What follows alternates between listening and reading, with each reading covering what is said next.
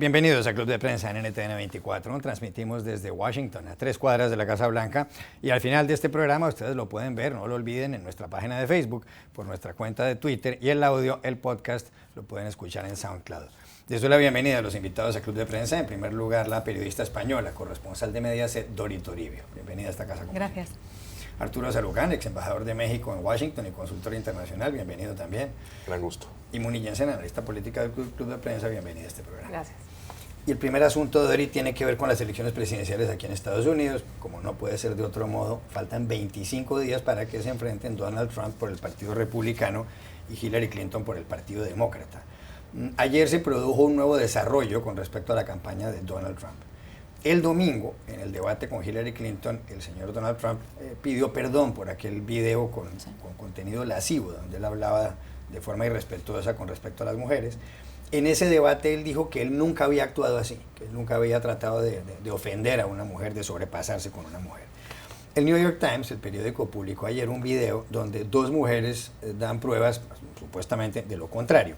La primera, Jessica Leeds, tiene 74 años hoy, el señor Trump tiene 70, y dice que hace más de 2 décadas, casi 3 décadas, ella se subió a un avión, la pasaron de la clase turista a la clase ejecutiva, a la primera clase, se le presentó el hombre que estaba sentado al lado, que era un joven rubio de ojos claros llamado Donald Trump, y en un momento dado él levantó el apoyabrazos que separa las dos sillas y la empezó a tocar, ella dice, como un pulpo, como si fuera un pulpo, y hasta que llegó un momento en que él le metió la mano debajo de la falda. Ella se levantó y se fue hacia atrás. Eso lo ha contado Jessica Leeds. Y otra mujer, Rebecca Crook, que era recepcionista de una compañía que funcionaba en la Torre Trump en Nueva York, en la esquina sureste del Central Park, dice que un día el señor Trump se subió a un ascensor, ella estaba ahí, la besó en la mejilla y directamente en la boca. ¿Esto le hará daño al señor Trump si se demuestra que mintió en el debate o ya nada le hace daño? Entre sus votantes ya nada le hace daño, porque la última encuesta de ayer, realizada por el Wall Street Journal y NBC, dice que después del debate el apoyo de los votantes republicanos ha subido al 89% del 74%. Es decir, que en la última semana, con el vídeo, con la polémica del vídeo incluido y con lo que ocurrió en el debate, todavía tiene más apoyo entre los votantes republicanos de los que tenía antes, y por lo que hemos estado viendo estas últimas horas de republicanos prominentes y de votantes republicanos en las redes sociales, no se creen estas acusaciones de las mujeres, que por cierto hay una tercera más, una redactora, una periodista de la revista People, ha contado esta mañana que a ella le ocurrió lo mismo en 2005 cuando fue a hacer una entrevista a Donald Trump en su hotel de Florida. Ella cuenta cómo le empuja contra una pared y dice literalmente, me metió la lengua hasta la garganta.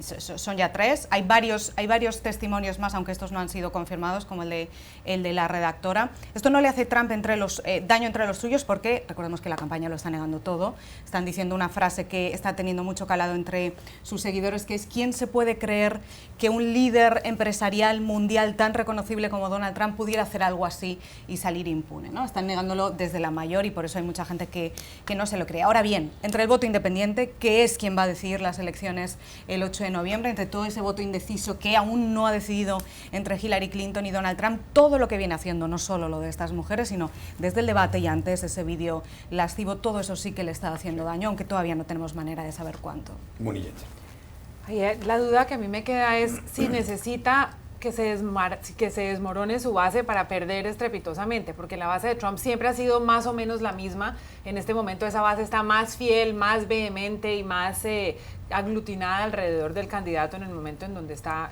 bajo estos ataques.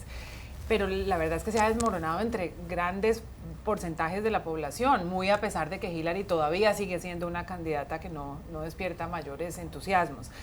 Lo que está en juego en este momento es ver de qué tamaño y qué tan profunda es la doble moral de los americanos, porque parte de esa base de Trump es la base religiosa, es la base evangélica. ¿Cómo van a explicar estos votantes a sus familias que van a votar por una persona que tiene estas condiciones y este comportamiento? ¿Y cuántas mujeres van a votar por Donald Trump? ¿Cuántas mujeres de esa base de blancos de ciertas partes del país? Y ahí se va a ver reflejada de todas maneras la doble moral americana, y van a votar por este señor, ¿por qué? ¿Y cuáles son realmente aquellos principios de americanos sobre los cuales está basado el Partido Republicano? Y la otra pregunta es, ¿hasta dónde va a arrastrar Trump al Partido Republicano? y hasta dónde va a de verdad generar unos estragos, no solamente en el Senado, sino en la Cámara de Representantes y dentro de las bases del mismo partido a nivel estatal. Entonces, esto es una avalancha que quizás no necesita fracturar su propia base, porque la base no es suficiente para ganar, pero sí está fracturando grandes instituciones más allá de la base y está generando un cuestionamiento moral muy grande de esta sociedad. Claro, hay que recordar que el 8 de noviembre no solo hay elecciones para presidente, sino que en el Congreso se elige una tercera parte de los 100 escaños, que son el total de escaños del Senado, y la totalidad de los 435 escaños o curules, las 435 curules de la Cámara de Representantes. Hay otro artículo en el Washington Post acerca de Trump, que dicen que parece que el señor Trump estuviera haciendo campaña para llegar a ser dictador, que es un hombre que ha manifestado simpatías por Kim Jong-un, el dictador de Corea del Norte, ha dicho que Kim Jong-un es el jefe, entre otras cosas, y en un momento dado habló de Saddam Hussein, el exdictador iraquí, diciendo que era un desastre, pero que hacía una cosa muy bien, que era matar terroristas. ¿Le hace daño este tipo de artículos a Trump? ¿Es verdad lo que dice este texto? ¿Le hacen daño las denuncias de las mujeres? A ver, si lo medimos, como decía Dori, con base, y también Mooney lo ha comentado, si lo medimos en función de cómo impacta el voto duro de Trump, ninguno. El voto duro ya tiene una capa de teflón, como él ha tenido a los datos duros y a la realidad durante más de un año.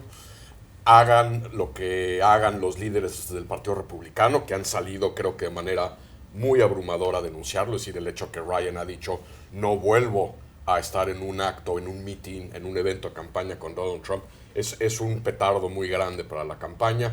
Ha abierto fisuras, ahora sí, de nuevo reales y profundas entre el liderazgo, la cúpula del liderazgo del Partido Republicano y la candidatura de Trump. A la base no la afecta. Va a tener Trump cerca del 40% de los votantes registrados, que es su base dura, pero no le alcanza ese voto duro para ganar. Entonces, efectivamente, la clave es qué pasa con el voto independiente o indeciso. Y si lo mides en función de cómo le está pegando con el voto a las mujeres, es demoledor. Es decir, la última encuesta, la última proyección de voto que hace Nate Silver le da 33 puntos de ventaja a Clinton sobre Trump en el voto femenino. Y si esto lo proyectas al voto electoral en el colegio electoral, que repito, es el que importa al final del día, el 8 de noviembre, Hillary hoy ganaría 458 votos electorales contra 80 de Trump. Y hay que recordarle a quienes nos ven hoy que con 270 se gana la presidencia. Entonces yo creo que para el voto bisagra, que será fundamental en esta elección, esto ha sido un torpedo abajo la línea de flotación. Yo creo que el hecho de que tengamos ya 8 periódicos que históricamente jamás habían endosado una candidatura que no fuera republicana, que lo hayan hecho a favor de Hillary Clinton en este momento, y el Washington Post, ninguna sorpresa, pero el Washington Post hoy oficialmente endosa la candidatura de Hillary Clinton, son una muestra de, primero, el rechazo que ha generado la candidatura de Trump, y segundo, los problemas verdaderos que va a tener el Partido Republicano después del 8 de noviembre, haya o no un resultado avasallador, que creo que no lo va a haber, a favor de Hillary Clinton.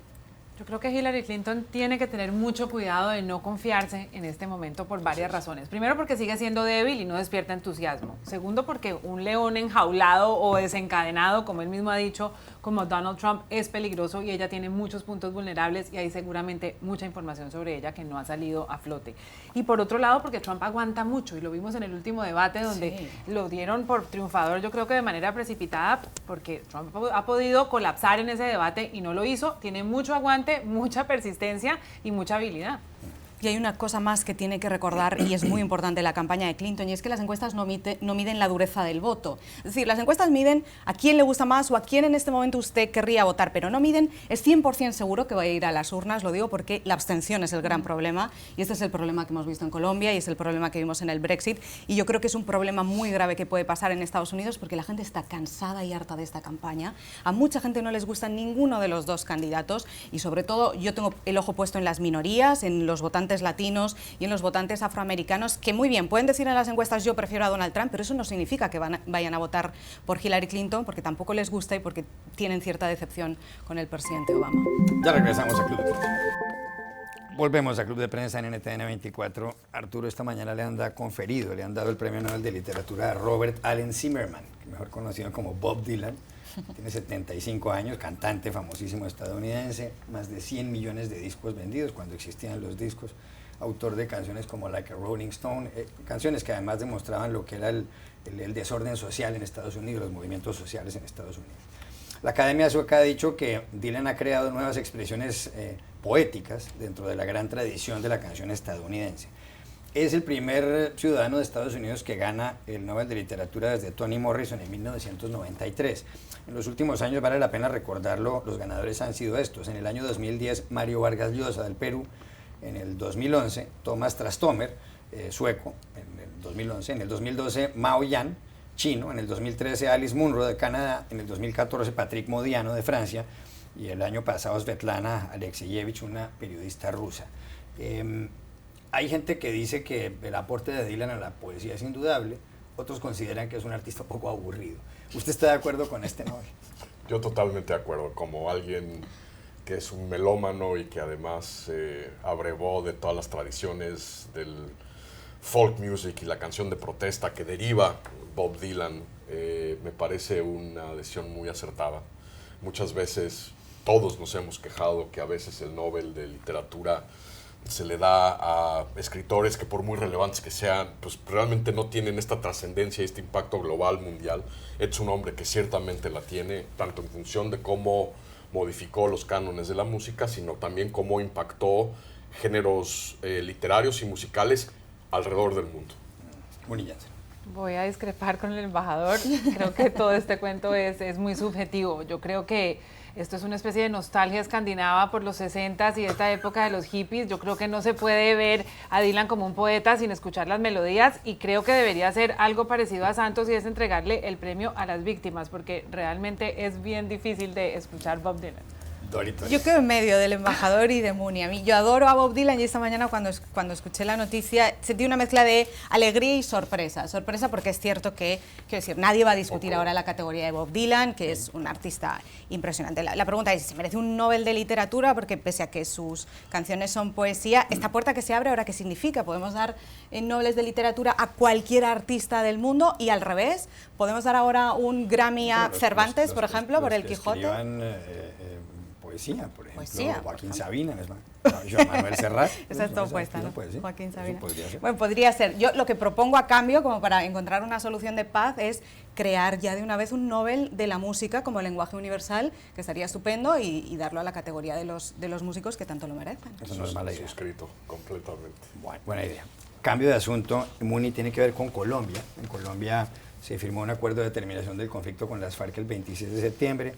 Hubo un plebiscito para aprobar o desaprobar o rechazar ese acuerdo el 2 de octubre, ganó el no, por un margen muy pequeño, por algo así como 58.000 votos, y lo que ha pasado desde entonces es que los líderes del no, entre ellos el expresidente y senador Álvaro Uribe, se han reunido con los miembros del gobierno, encabezado por el presidente Juan Manuel Santos, que además se ganó el Premio Nobel de la Paz hace pocos días, y están tratando de ver si pueden hacerle una propuesta nueva a las FARC, al grupo guerrillero cuyos dirigentes se encuentran en La Habana. También ha habido muchas manifestaciones iniciadas por los jóvenes en las plazas públicas de Colombia, en Bogotá, en Cali, en Medellín, en las ciudades más pequeñas también, donde la gente pide que haya una negociación rápida. Pero ahora el sector del uribismo dice, si tardaron 4 años negociando con las FARC, no pueden pretender que nosotros resolvamos esto en 2 o 3 semanas. Hay una entrevista en BBC Mundo de Iván Márquez, el jefe de la delegación de paz de las FARC en La Habana, que dice, si Álvaro Uribe no pudo ganar la guerra, que permita a los colombianos hacer la paz. Mi pregunta es, ¿no hay un excesivo optimismo en Colombia por el hecho de que la gente sale a la calle?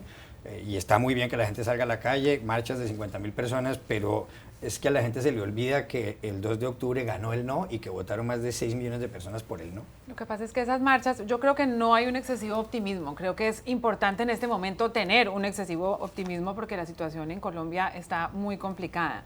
Y creo que esas marchas están más encaminadas a forzar que las partes negocien con altura y pensando en el interés del país y no solamente con sus propios objetivos políticos. Y creo que ese es un consenso, es casi de los pocos consensos que hay en Colombia y está muy claro en este acuerdo ya, que es un poco el lema de esas marchas. Me parece que en este momento el balón está sobre la cancha de Uribe. Creo que es muy difícil negociar rápido y creo que el que primero sabe eso es el presidente Santos, que él mismo también sobreestimó su capacidad de negociar rápido. Pero pienso que Uribe, que durante los últimos años lo único que ha hecho es tener el pie en el freno, en este momento tiene una mano en el timón y tiene mucha atención puesta sobre él y sobre las intenciones detrás de, en este momento, la participación que tenga en estas conversaciones. Me parece que las FARC está haciendo el papel que tiene que hacer y es, ya lograron bastante, tienen que quedarse callados un tiempo y dejar que las partes resuelvan. Ellos en este momento no son actores en este proceso y están haciendo, pues creo que hábilmente, lo que tienen que hacer. Lo complicado, y tiene razón, y yo creo que hay consenso en Colombia, es tratar de que el campo del uribismo y el gobierno se pongan de acuerdo. Eso no va a ser fácil. Las propuestas que ha presentado el presidente Uribe, a pesar de no ser totalmente radicales, son realmente algunas un poco digeribles para las FARC, como el hecho de la reclusión que él propone y como el hecho de reversar las curules y la participación política que está en el acuerdo. Esperan días difíciles. Pienso que las marchas lo que sirven es para dar una especie de incentivo y presión a las partes para que negocien con el interés general. Y Uribe, efectivamente, Arturo, lo que está pidiendo en esencia es que haya penas privativas de la libertad, aunque no sean en una cárcel, que no se cree un nuevo tribunal, sino que haya una sala transitoria dentro de los tribunales colombianos y que además el narcotráfico no sea un delito considerado como delito conexo a los delitos políticos. ¿Usted ve fácil eso? Porque eso no se ve muy sencillo. Yo creo que es una propuesta con enorme complejidad que va a tener muchas piezas en movimiento, que además va a tener en algunos casos, sobre todo con delitos vinculados al narcotráfico, puede tener ramificaciones internacionales por la manera en que ha operado el crimen transnacional organizado durante ya muchos años. Pero en el fondo, de nuevo, creo que regreso a esta preocupación que es cómo sociedades que han vivido conflictos, dictaduras militares, guerras civiles, encuentran mecanismos de reconciliación, pero también de rendición de cuentas. Y como alguien que proviene, es hijo y refugiado de republicanos catalanes que huyeron cuando la dictadura franquista se impuso a la República Española en el 39, que viene también por que mi abuela materna viene del genocidio armenio durante el Imperio Otomano. Es decir, cómo por un lado encuentras mecanismos que permitan a la sociedad avanzar, que permitan la reconciliación, pero que a la vez utilicen la memoria histórica para generar algún tipo de rendición de cuentas. Y esta disyuntiva la hemos visto darse en momentos y en coyunturas y en regiones muy distintas, desde una Sudáfrica hasta las dictaduras, las postdictaduras sudamericanas, lo que pasó incluso en la España democrática. Sí. Y hay ejemplos y lecciones en todos los sentidos que creo que muchos colombianos hoy deben estar reflexionando. 40 segundos. No puedo estar más de acuerdo con el embajador. Sin cerrar las heridas, y para cerrar las heridas hace falta rendir cuentas y hace falta pasar por un proceso judicial, los conflictos se cierran en falso. Y si no se reabren ahora, se reabrirán en 10 años, o en 5, o en 15, o en 20, o quién sabe. Eso es muy, muy importante. Todas las partes tienen que sentirse que la justicia está hecha. Y en cuanto a las prisas nunca son buenas consejeras y mucho menos negociando la paz. La paz duradera hay que negociarla bien, no hay que negociarla rápido. Yo entiendo las ansias de las protestas en la calle. Y además está muy bien que el pueblo, de alguna manera, ejerza esta presión sobre sus dirigentes, sobre todo para que dejen el ego de un lado y se centren en las negociaciones, pero las prisas nunca son buenas consejeras para una paz duradera, que es en este caso lo que necesita Colombia. Ya regresamos a Club de Prensa. Volvemos a Club de Prensa en NTN 24 para despedirnos. Gracias, Dorito Uribe, por haber estado aquí, Arturo Sarucán y Muni Jensen, y a ustedes los espero mañana nuevamente en Club de Prensa.